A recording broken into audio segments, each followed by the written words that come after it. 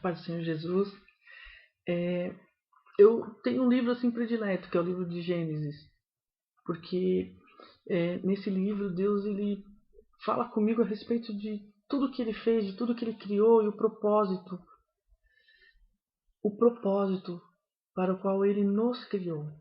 No capítulo 1 de Gênesis, depois você lê aí na sua Bíblia, no seu manual de sobrevivência, capítulo 1, versículo 27, diz assim: Criou Deus o homem à sua imagem e semelhança. Criou o homem e a mulher.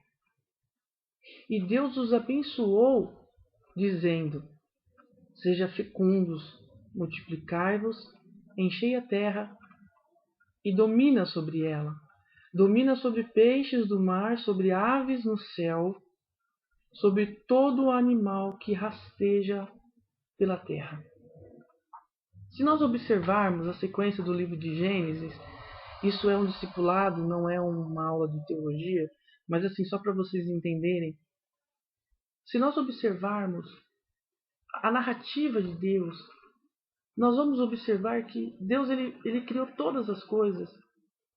E antes de criar o homem, ele criou a provisão.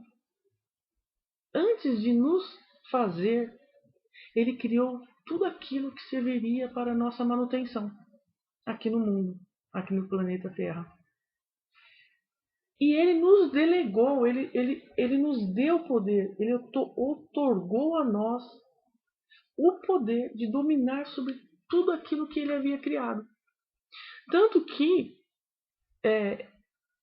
essa narrativa de Deus, quando ele revela ali para Moisés, que é o escritor do livro Gênesis, no final, depois da criação de todas as coisas, quando Deus cria o homem, a imagem e semelhança dele, ele diz: vai,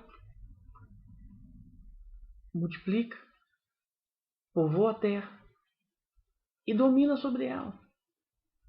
O que está nas águas, o que está na terra e o que está nos céus. Mas dominar o que está na água e o que está no céu não me chama tanto a atenção assim. Mas dominar sobre todo ser que rasteja sobre a terra. Deus aqui me revela, eu quero crer que ele me revela, que ele já sabia que a serpente ia falar com Eva no jardim do Éden. E esse ser que nós deveríamos dominar, muitas vezes me dá a impressão que ele está nos dominando. Por quê? Porque nós não estamos atentos ao falar do Espírito Santo.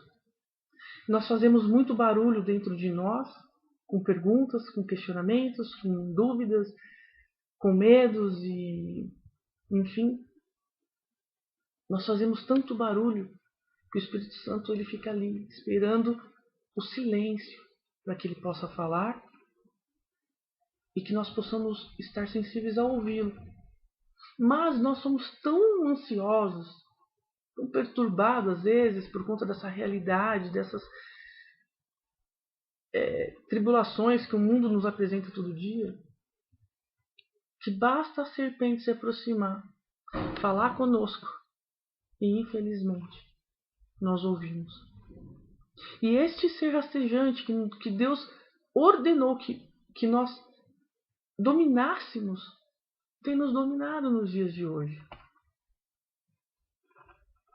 Tem nos dominado no dia de hoje. E isso é triste, por quê? Porque o inimigo ele veio para matar, roubar e destruir. E cada vez que nós ouvimos a serpente, o ser rastejante, a quem deveríamos dominar, ele nos domina. Por que ele nos domina? Porque nós não fortalecemos o espírito e a nossa carne prevalece. Quais são as obras da carne veridiana?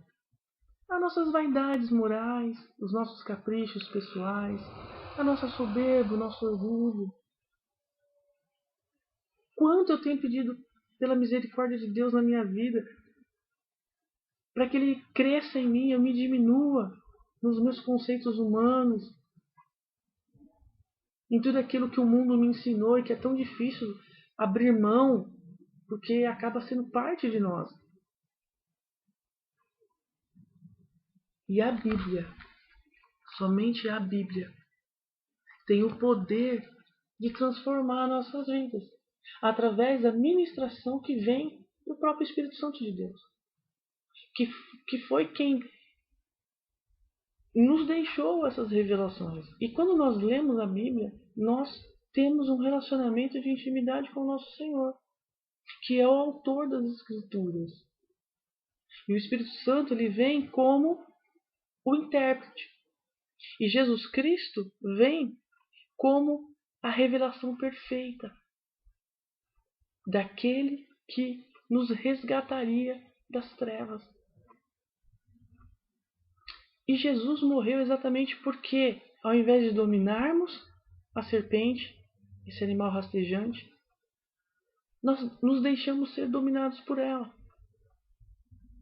E ela feriu Jesus Cristo no calcanhar. Mas ele pisou na cabeça dela e nos deu autoridade para pisar na cabeça dela também.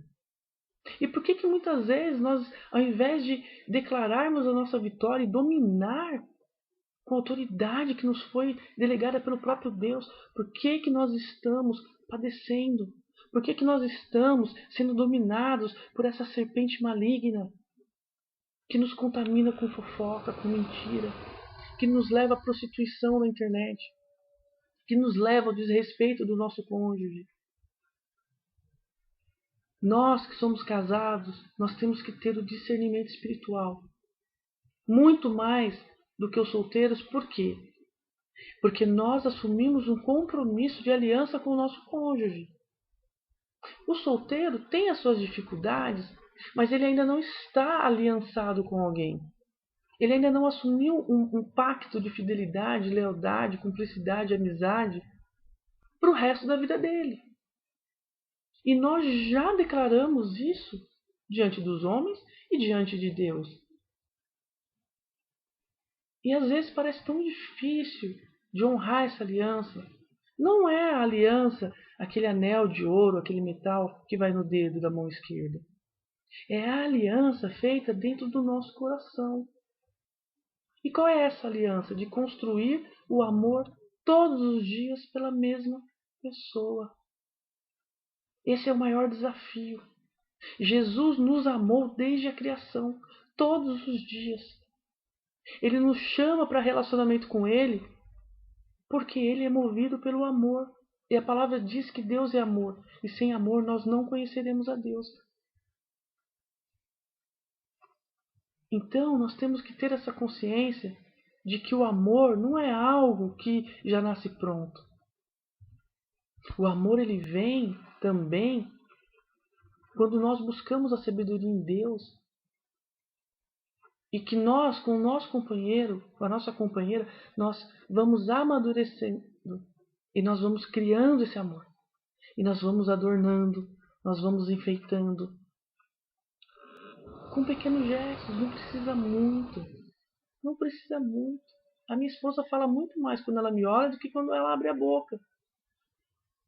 Porque existe uma cumplicidade. Às vezes eu vou falar alguma coisa para ela, ela se adianta, porque ela me conhece. Às vezes no meu balançar a cabeça, ela me conhece. A relação, o casamento, o relacionamento a dois, ele é feito na intimidade. Na intimidade. E Jesus tem que fazer parte dessa intimidade. O que ele nos ensina? Dominem a serpente.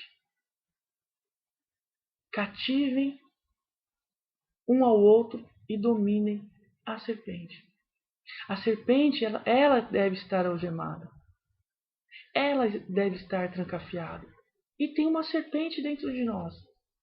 Existe aquele serzinho que fala dentro de nós, que é o nosso orgulho, a nossa soberba, a nossa falta de humildade, que é plantado pela serpente. São as setas do maligno.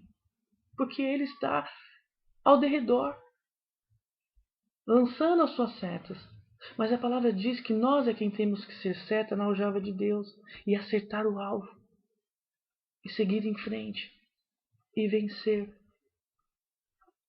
E nós temos que, muito mais que dominar a terra, e muito mais que dominar a serpente, Deus nos deixa um princípio de sermos fecundos, como está escrito aqui no versículo 8 do primeiro capítulo do livro de Gênesis. Deus nos abençoou e disse para que sejamos fecundos. O que é uma pessoa fecunda? É uma pessoa fértil, uma pessoa que gera vida. E nós temos que gerar vida no nosso companheiro, na nossa companheira, no nosso namorado, na nossa namorada. Nós temos que ser canal de bênção.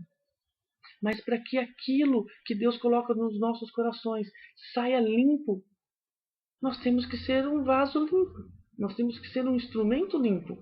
Não adianta eu pegar água pura na fonte, água cristalina, né? E colocar no copo sujo. Eu contaminei a água. Então, se eu estou suja e Deus coloca álcool no meu coração, quando ele sair, ele vai sair contaminado pela minha sujeira.